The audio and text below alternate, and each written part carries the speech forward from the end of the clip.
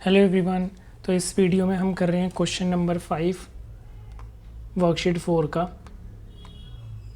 Question में आपको given है the radii of two circles are in the ratio 2:3 and their height are in the ratio 5:3।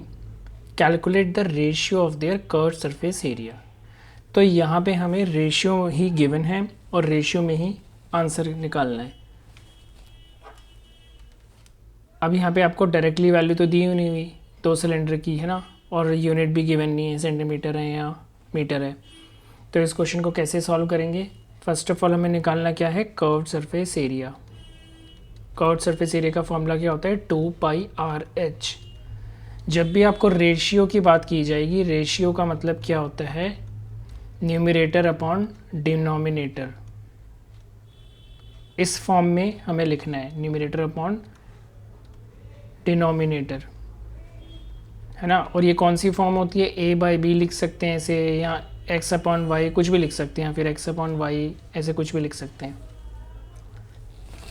तो यहाँ पे किसकी बात हो रही है, 2 सिलेंडर की बात हो रही है, यानी कि एक सिलेंडर को हम अगर 1 कंसिडर कर लें और दूसरे सिलेंडर की सारी वैल्यूज़ को 2, तो कर्व्ड सरफेस एरिया जो है ये फर्स्ट सिलेंडर का है, और curved surface area of second cylinder, इसका फॉर्मूला क्या होगा, फॉर्मूला सेम होगा, लेकिन r और h को हम क्या लेंगे, 2 और पाई तो कांस्टेंट है, इनकी वैल्यू तो सेम रहेगी। r और h को यहाँ 1 लेंगे और यहाँ पे 2 लेंगे। ऐसा हमने क्यों किया है, ऐसा हमने इसलिए किया है कि दोनों के वैल्यूज़ को डिफरेंट रखने के लिए, ठीक है। इन्होंने बोला क्या हमें क्वेश्चन निकालने के लिए, calculate the ratio of their curved surface area. तो ratio of curved surface area कैसे निकलेगी, first cylinder upon second cylinder. ऐसा हम क्यों कर रहे हैं, क्योंकि हमें अभी देखा है रेशियो का मतलब क्या होता है, न्यूमरेटर अपॉन डिनोमिनेटर। तो curved surface area of first cylinder upon, question का जो सोल्यूशन है वो भी रेशियो की फॉर्म में रख के ही सॉल्व होगा। इसकी वैल्यू आपको गिवन है, अभी हमने फॉर्मूले में ऊपर रखी है 2πr1 और h1, यहाँ पे है 2πr2 और h2।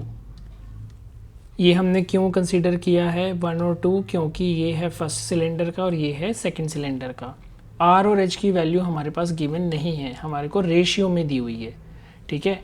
तो रेशियो का मतलब क्या है, आपको यहाँ पे वैल्यू दी हुई है r1 अपॉन r2 की 2:3 ऐसे दी हुई है आपको, है ना, रेशियो दी हुई है। और हाइट भी रेशियो में दी हुई है। हाइट कैसे दी हुई है, h1 अपॉन h2 5/3।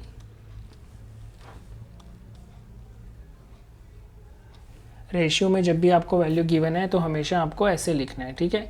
ये रेशियो गिवन है, आपको एग्जैक्ट वैल्यू गिवन नहीं है। h1 upon h2 is equal to 5/3। अब इस क्वेश्चन को हमें सॉल्व करना है और हमें कर्व्ड सरफेस एरिया है ना जो, वो भी रेशियो की फॉर्म में ही निकालना है, ठीक है। तो इसको हम कैसे लिख सकते हैं, कर्व्ड सरफेस एरिया आपको कर्व्ड सरफेस एरिया 1/2 मैंने करा है, ऊपर आएगा फर्स्ट सिलेंडर का, नीचे आएगा सेकंड सिलेंडर का।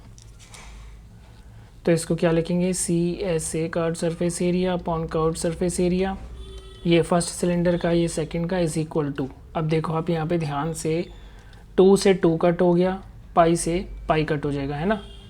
अब हमारे पास क्या बचा, r1 h1 upon r2 h2। अब यहाँ पे आपको क्या समझ में आ रहा है, r1 अपॉन r2 की वैल्यू रखनी है जो हमारे को कहाँ गिवन है, ये रही। h1 अपॉन h2 की वैल्यू रखनी है, वो हमारे पास ये रही। ये दोनों हमें क्वेश्चन में ही गिवन है। क्वेश्चन में लिखा था रेडियाई ऑफ 2 सिलेंडर, रेडियाई मतलब रेडियस जो है वो इस रेशियो में गिवन है, और हाइट किस रेशियो में गिवन है, 5:3 में।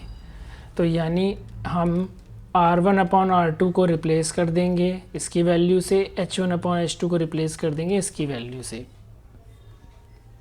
ये लिख दिया हमने 2/3 मल्टीप्लाई h1 अपॉन h2 हो गया 5/3, ठीक है। तो आंसर कितना आ गया, 10/9। कर्व्ड सरफेस एरिया का ही आपको रेशियो निकालने के लिए बोला था दोनों सिलेंडर का, और कर्व्ड सरफेस एरिया का हमारे पास रेशियो आ गया 10/9।